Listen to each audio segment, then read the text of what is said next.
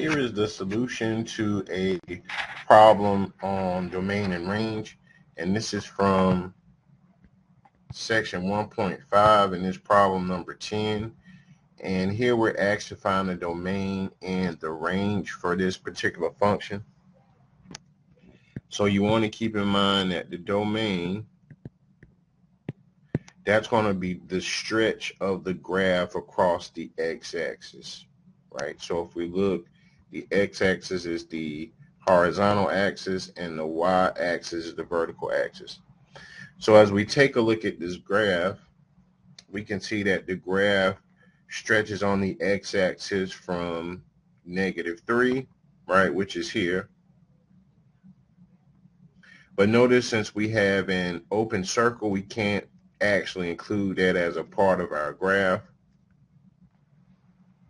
So I'm going to use a parenthesis about 3. And notice that our graph extends forever in the positive direction. So keep in mind that this graph will keep on going forever.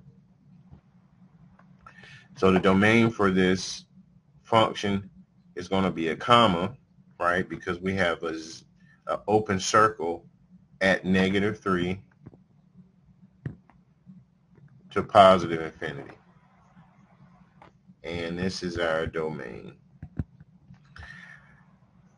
The range is the stretch of the graph across the y-axis. So if we take a look at the y-axis, right, notice that we start at -5 on the y-axis. Right, we actually start at -5, and this graph extends forever upward. So our range is going to be